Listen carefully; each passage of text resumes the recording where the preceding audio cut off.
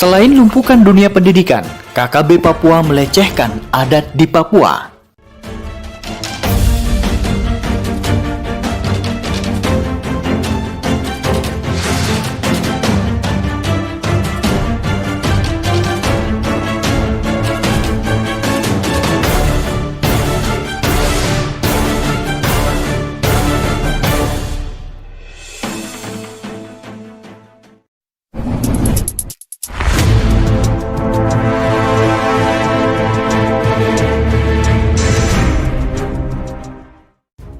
Selain lumpuhkan dunia pendidikan, KKB Papua melecehkan adat di Papua.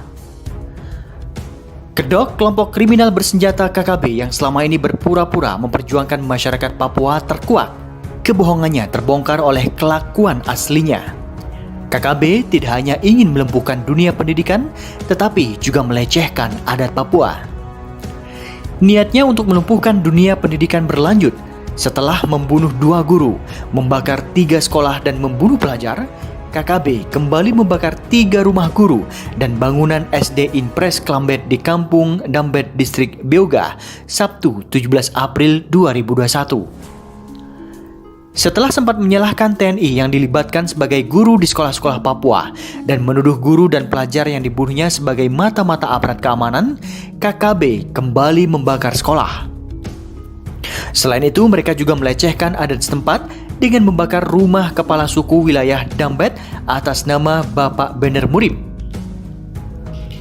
Kasatgas Humas Operasi Nemangkawi, Kombes M. Iqbal Al-Quduzi, melalui keterangan tertulisnya Minggu mengatakan diduga dilakukan oleh kelompok Beoga Arodikala yang ikut Lagakek Telanggen. Sementara itu, Kepala Penerangan Kogab Wilhan III, Kolonel CZI IGN Suryastawa, juga mengkonfirmasi insiden pembakaran oleh Front Bersenjata OPM yang selama ini disebut sebagai KKB. Benar, KKB telah membakar SD Impres Klambet dan rumah kepala suku wilayah Dambet Kampung Dambet, Distrik Beoga.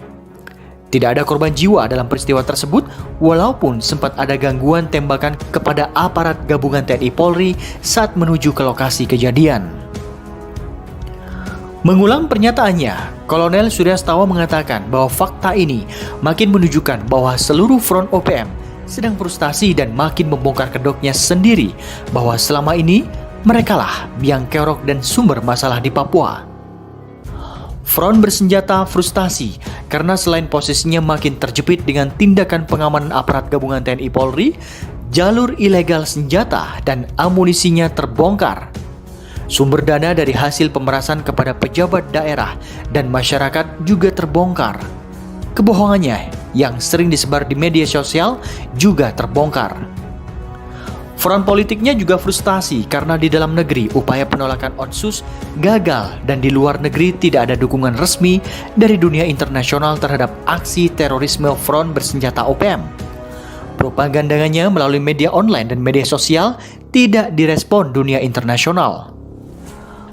Front klandestinnya juga frustasi karena peran dan permainan 2 kakinya sudah diketahui banyak pihak. Propaganda melalui media oleh jurnalis dan tokoh media sosial juga sudah terdeteksi. Kolonel Suryastawa menambahkan, pasca penembakan guru, mereka ingin memunculkan propaganda pembenaran bahwa itu mereka lakukan karena TNI dilibatkan sebagai tenaga pengajar dan doktrinasi sehingga guru adalah mata-mata aparat keamanan. Faktanya, TNI dilibatkan sebagai pengajar di sekolah-sekolah karena banyak guru yang takut mengajar, khususnya guru pendatang akibat teror dari Front Bersenjata OPM dan tidak jarang merenggut nyawa seperti terjadi minggu lalu. Peran TNI sebagai tenaga pengajar juga berlaku di daerah lain, khususnya daerah terpencil, pulau terluar dan perbatasan. Karena keterbatasan tenaga pengajar itulah, Kementerian Pendidikan membuat MOU dengan TNI. Kapten Kogab Wilhan III ini juga menyampaikan bahwa analisa media sosial, propaganda yang menyalahkan TNI dan seolah membenarkan penembakan terhadap guru terlihat jelas terkoordinir, masif, dan serentak. Sebenarnya bukan hanya isu ini saja. Selama ini, seperti itulah kerjaan mereka tergantung momen yang diusung. Pengalihan isu ini sengaja dibuat untuk menutupi fakta bahwa mereka tidak ingin masyarakat Papua berpendidikan dan maju agar kebohongannya tidak diketahui masyarakat luas. Aksi teror terbaru KKB ini tentu sangat memprihatinkan khususnya bagi dunia pendidikan di Papua. Diperlukan langkah nyata pemerintah untuk mengatasi permasalahan ini agar tidak terlarut dan tidak menambah panjang daftar korban baik aparat keamanan maupun masyarakat yang tidak berdosa.